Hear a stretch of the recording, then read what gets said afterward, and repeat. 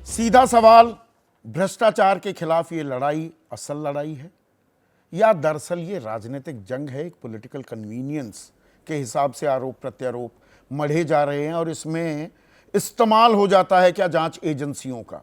Tool बन जाते हैं क्या? शांतनु सेन, ये लड़ाई, भ्रष्टाचार मिटाना हमारी प्राथमिकता भी है क्या, या एजेंसियों का इस्तेमाल किया जा रहा है औजार हथियार बनाकर राजनीतिक अपने प्रतिद्वंद्वुओं को दबाने के लिए और राजनीति अपनी चमकाने के लिए?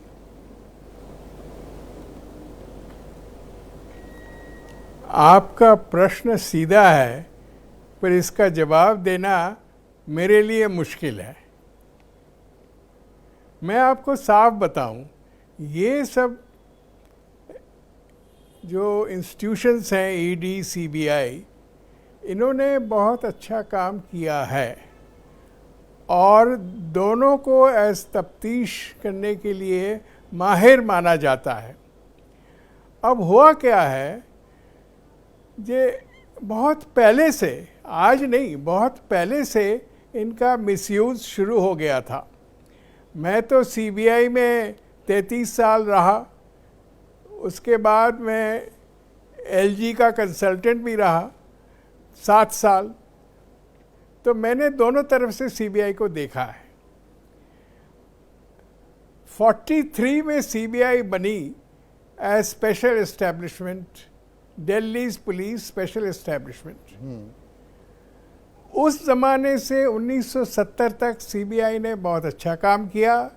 सीबीआई में कोई इंटरफेरेंस नहीं रही और जो उस ज़माने के प्राइम मिनिस्टर्स थे, वो ये कंट्री का गोल्डन एज माना जाता है, क्योंकि वो बड़े मैन ऑफ इंटीग्रिटी थे। लाल बहादुर शास्त्री, जवाहरलाल नेहरू, गुजरारी लाल नंदा, गोविंद बल्लभ पंत, मैं कितने नाम लूँ।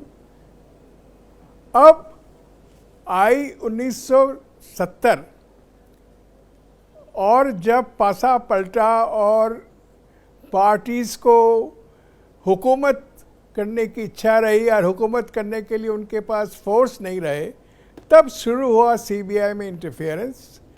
और आपको पता ही है, ये इंटरफेरेंस बड़े केसेस में हुए। हवाला केस आपको पता होगा, हवाला स्कैम बहुत बड़ा स्कैम था, कुछ हुआ उसका। पब्लिक सेक्टर के डोयन थे एक जनाब, जिन्होंने 82 थे, कमीशन लेने लगे जापानीज़ के साथ, पकड़े भी गए, कुछ हुआ उनका। तो ये जो मिसयूज़ ऑफ सीबीआई, में बहुत किस्से दे सकता हूँ। मिसयूज़ ऑफ सीबीआई, और उस ज़माने में ईडी तो सिर्फ फॉरेन एक्सचेंज की काम करती थी, कोई ज़्यादा फोर्स उनके पास था नहीं। ये मनी लॉन्ड्रिंग एक्ट जब आया तब के बाद ईडी भी पूरी तरह से, शांतनु से, क्या जांच एजेंसियों का अब राजनीतिकरण हो गया है? सवाल इसलिए भी, आप क्योंकि सीबीआई में, जैसा आपने बताया, 33 साल काम किया। अब 9 राज्य ऐसे हैं देश में, मिजोरम, पश्चिम बंगाल, छत्तीसगढ़, राजस्थान, केरला, झारखंड, पंजाब, मेघालय, तेलंगाना, जहां राज्य सरकारें सीबीआई को आने की इजाजत देने से अब मना कर दिया है। यह पूर्णतः राजनीतिकरण हो गया है क्या जांच एजेंसियों का? ये तो पहले भी हुआ है। बहुत से स्टेट सीबीआई के पावर ले लिए गए थे। उस ज़माने में मैं था सीबीआई में और मैंने सुप्रीम कोर्ट में मैंने ही अर्जी की थी, ये जो लॉ पास हो रहा है, वापस ले रहे हैं सीबीआई को, तो पुरानी ऑफेंसेस भी बंद हो जा रही। एक माहिर अफसर थे आलूवालिया साहब, उनके खिलाफ ज़बरदस्त डिस्प्रोपोर्शनेट एसेट केस था, तो नागालैंड में पोस्टेड थे। सीबीआई की पावर ले ली तो उनकी तफ्तीश ही खत्म हो गई। तब सुप्रीम कोर्ट ने कहा, जो तफ्तीश हो रही है वो चलती रहेगी, नई तफ्तीश नहीं हो सकती। और जो ये 5 साल का तो कार्यकाल करने पर सरकार आमादा दिखती है, कानून भी बना दिया, 5 साल का कार्यकाल सीबीआई के निदेशक और ईडी के निदेशक।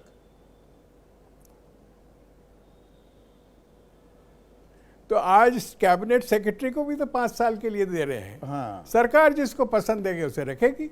गौवा साहब को 5 साल भी मिला है, आपने आज ही देखा पेपर में। तो मतलब पिंजरा बदलता है, बाकी तोता तो बना रखा है एजेंसियों का।